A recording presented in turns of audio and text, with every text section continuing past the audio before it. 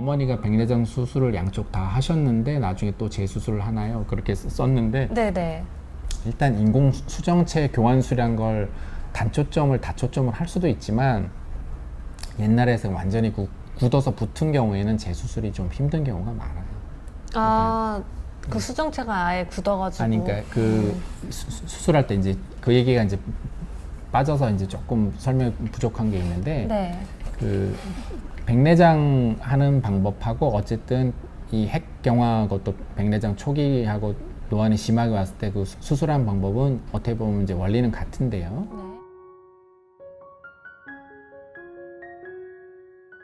네. 네.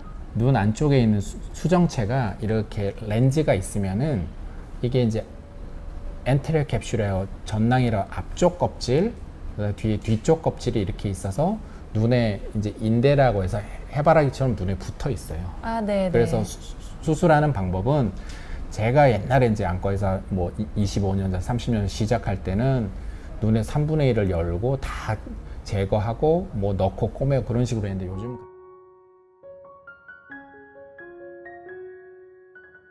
요즘은 그렇게 하지 않고 아까 수술실에서 봤듯이 요즘은 이거 수술할 때 상처가, 그러니까 수술 운 들어요. 상처가 2.2mm에서 2.8mm 정도 열고 육안으로는 보이지도 않아요.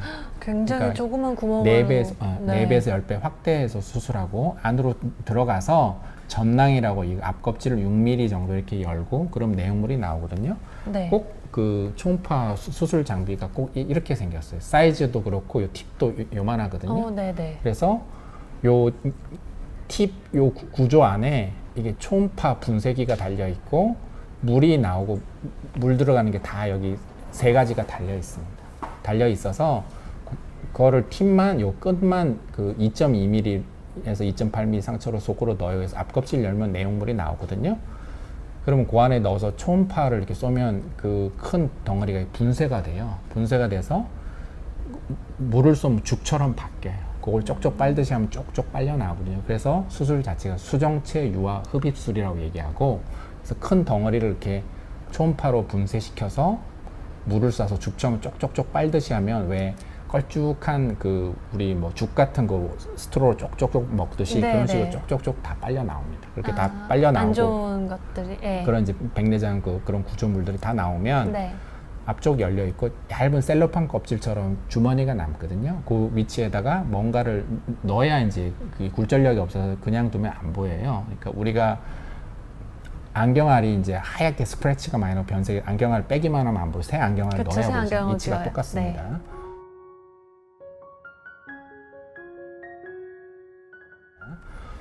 그래서 그 안쪽에 인공 수정체를 이제 넣는데 그 사람마다 도수가 다르고 인공 수정체도 그냥 멀리만 잘 보이게 하는 그냥 옛날 전통적인 단초점 그게 있고 요즘 나온 다초점 멀리 가까이 같이 잘 보이게 만들어 놨어요. 그래서 그 사람마다 도수가 측정을 해서 맞는 도수를 안경 도수가 사람마다 다르시 그게 사람마다 인공 수정체 도수도 다 달라요.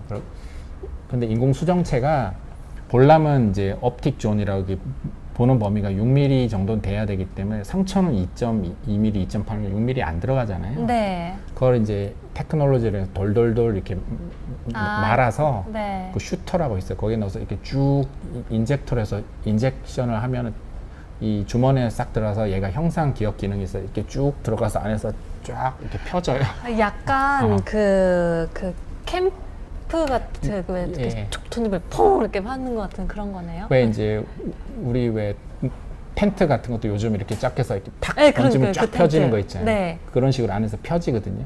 그렇게 해서 위치 잡고 나오면 되는 거고, 이제 그렇게 하면 다초점은 멀리 가까이를 동시에 볼 수 있는데, 물론 신이 조물주가 주신 젊었을 때 눈하고 100% 똑같지는 않아요. 그러니까 지금은 신의 영역이 한 90% 정도 가까이 갔다고 생각하면 되고, 불편하면 멀리 가까이가 동시에는 잘 보이는데 젊었을 때 깨끗이 보는 눈보다 선명도가 한 90%, 95% 정도, 선명도가 약간 못하고요. 뭐 100% 완벽하진 않지만 그래도 훨씬 많이 좋게 그렇게 개선되는 하고 거네요. 네. 이제 이게 링 테크놀로지나 그런 걸 이용하기 때문에 밤에 동공이 열려서 빛이 많이 들어오면 카메라 조리가 많이 열리면 약간 빛번짐을 느끼시는 분도 있어요. 그러니까 그 제일 불편해하는 게 약간 선명도 저하, 골고루 다 잘 보이지만 그리고 밤에 야간 빛번짐.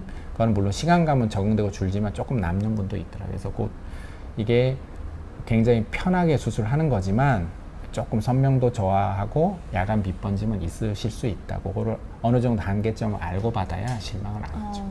야간 빛번짐이 있다면 좀 야간에 운전하는 거는 피하는 게 좋겠네요. 그 렌즈 그러면? 타입이 있고요. 네. 그러니까 가까이를 잘 보이게 링 개수를 많이 넣을수록 빛번짐이 조금 더 있어서 프로페셔널 드라이버나 그런 분들이 그런 수술을 원하시면 네. 조금 타입이 있어요. 이렇게 링이 별로 많지 않은 그냥 계기판 정도 보고 네. 아주 장건 좀 덜 보여도 그런 분은 그런 타입의 렌즈를 넣으면 빛번짐이 훨씬 덜하죠. 그러니까 그거는 직업, 하시는 일, 환경 따라서 렌즈가 한 종류만 있는 게 아니라 여러 가지 종류가 있기 때문에 검사를 해서 맞는 걸 넣으시면 그래도 불편함이 덜하죠. 노안은 이제 수술을 많이 하게 되는데요. 과거에는 각막을 엑시머 레이저로 깎거나 이쪽을 깎거나 그 다음에 각막에 렌즈를 삽입하거나 해서 교정하는 방식도 있었으나 현재는 대부분 수정체를 제거하고 이 위치에 다초점 인공수정체를 삽입하는 방식의 수술을 대부분 하고 있습니다. 수술 시에 좀 더 정교하고 정밀하게 교정을 하기 위해서 femtosecond 레이저라는 걸 이용해서 각막을 또 일부 수술하기도 합니다. 이 눈안에 들어가는 다초점 종류의 렌즈에는 굉장히 여러 가지 렌즈가 현재 개발되어서 사용하고 있습니다. 2중 초점, 3중 초점, 4중 초점 렌즈, 그리고 이제 연속 초점 렌즈 등 다양한 종류의 다초점 인공수정체가 개발돼서 사용되고 있고, 이렇게 환자분들 얘기해보면 숫자가 늘어날수록 좋은 렌즈다라고 생각하시기도 하는데 실제로는 전혀 그렇지는 않고요. 환자분의 라이프 스타일이나 또 특정한 니즈에 따라서 인공수정체, 환자분에게 가장 좋은 결과를 낼 수 있는 인공수정체를 선택해서 수술하게 됩니다. 대개는 50대 전후 직장인들이 수술을 많이 받으시기 때문에 이 수술 스케줄이나 일정 관리에 대해 궁금한 점이 많으실 텐데요. 대개는 이제 목요일 오후쯤 와서 목요일 오후, 금요일 이렇게 양안 수술을 하시고 토일 이렇게 주말 휴식을 하시고 그 다음에 월요일부터는 정상 출근하고 일상적인 생활을 하시는 게 충분히 가능합니다.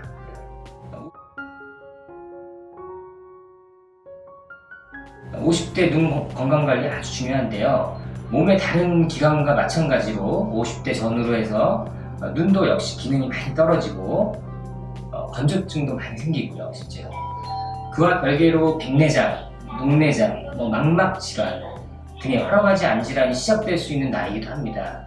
1년에 한 번은 가까운 안과를 방문해서 정기적으로 검진을 받는 게 눈의 건강을 지키는 가장 중요한 방법이라고 생각합니다.